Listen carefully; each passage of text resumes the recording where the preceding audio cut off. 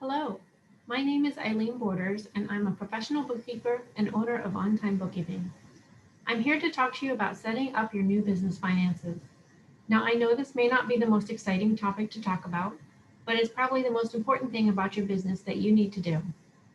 Now, you've just done an amazing thing. You've started your own company. You've set it up with the IRS, your state, and local government. Be sure to check in your area what is required for businesses like yours in terms of licensing and other documents. But now the fun part starts with all the details about your business money.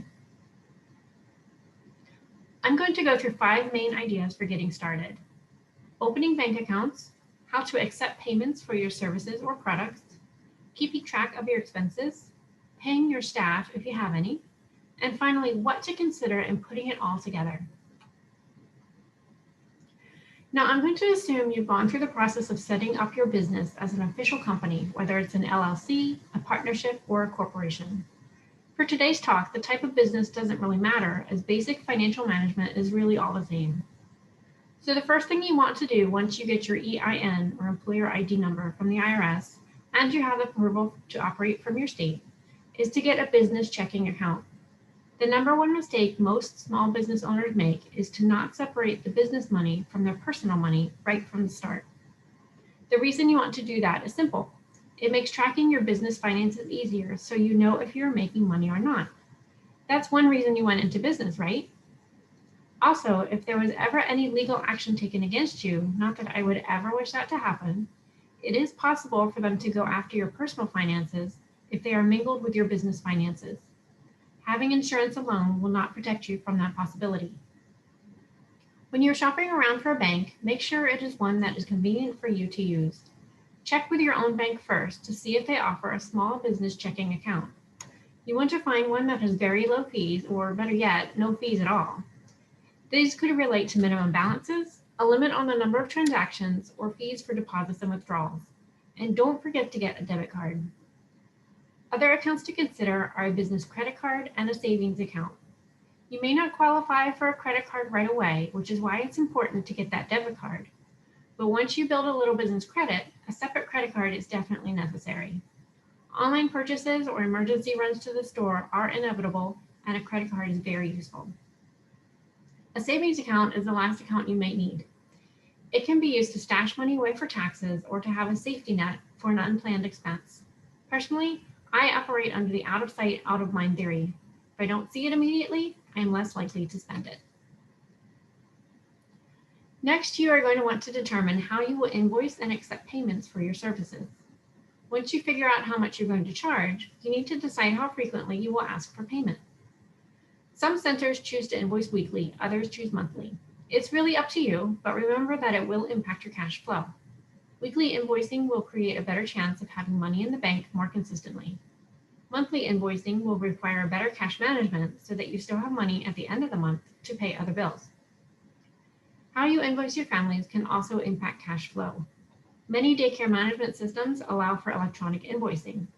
This has several benefits, including keeping a record of all your invoices in one place, collecting payments faster, and being able to email the invoices to families rather than using the post office. Verbally telling your families on Monday morning how much they owe for the week is not the greatest record-keeping system, as our busy brains do forget to write things down sometimes. Even late fees can be recorded and tracked easily.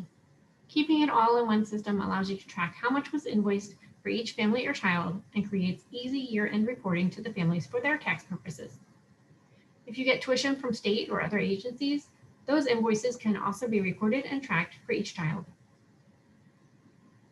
How you accept payments can come in many forms. Obviously, electronic payments are the fastest and easiest for many families. If you email your invoices like we mentioned before, you can have the family pay right through a link in the message. Be aware that most payment systems do charge a small processing fee, often 1 to 3% of the total. Some states allow you to pass that fee back to the customer, but not all, so be sure to check before you try this. Another option is to take this into account when you set your pricing strategy. If you accept payments in person, this can be through cash, check, money order, or credit card. To accept credit cards, you will need an additional system like Stripe or Square to run the card through. Payments in person can also require an additional trip to the bank to make regular deposits. Make sure you have a secure, locked location in your business to keep your payments until that deposit can be made. This can be a locked box or office drawer with a key that is kept in a separate location, or better yet, on your person. Now that we have your money coming in all set up, let's think about your expenses. Another common mistake small businesses make is not keeping all of their receipts. Don't do this. Credit card statements are not sufficient as proof of what you purchased. It's important to keep track of what you are paying for.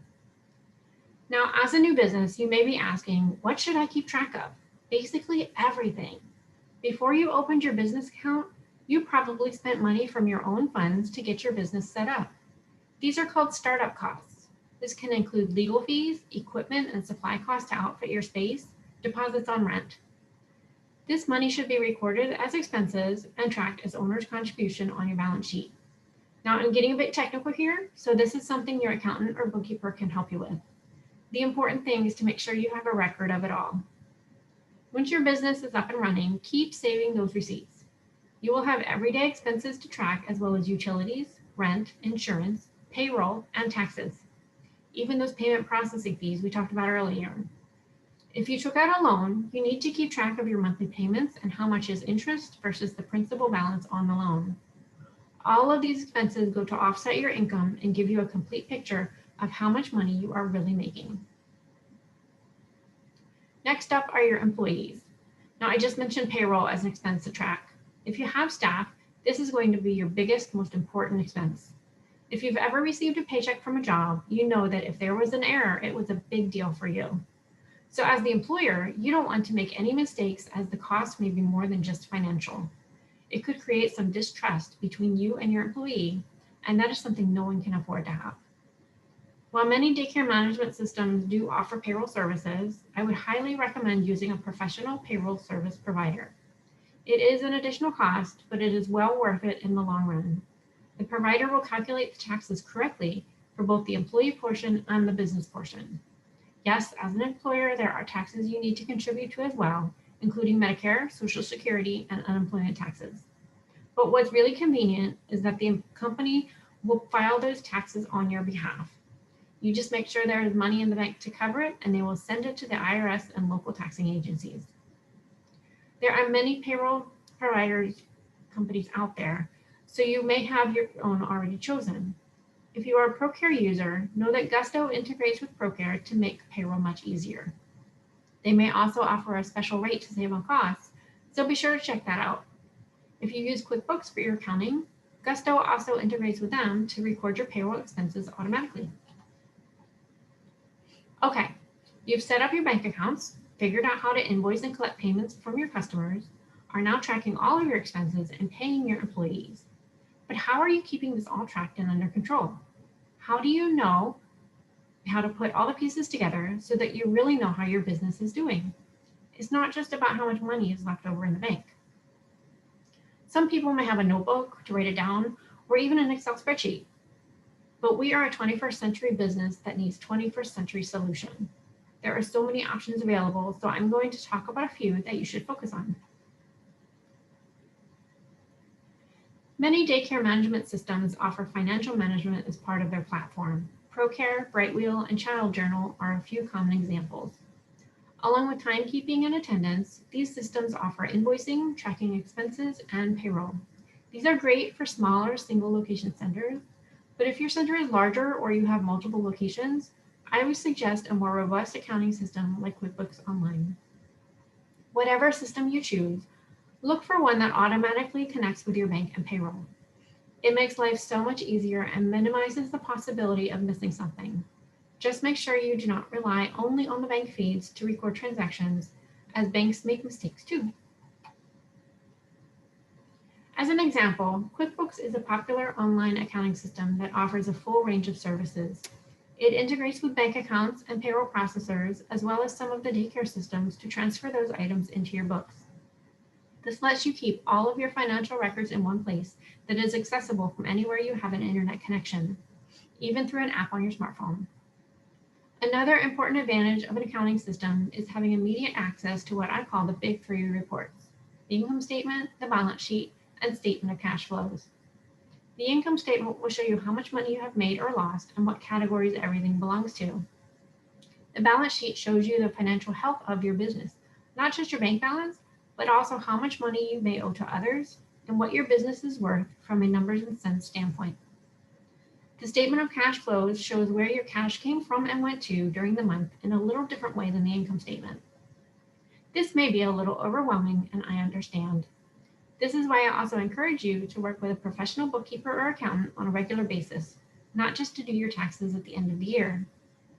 Throughout the year, this person can work with you to manage your finances and help you identify any potential issues before they get out of hand.